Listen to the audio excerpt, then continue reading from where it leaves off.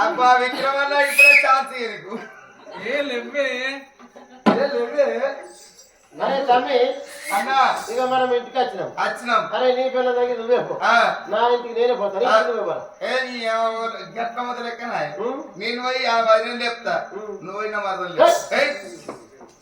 కాదురా నీకు నువ్వు నా ఇంటికి పోతారా అచ్చే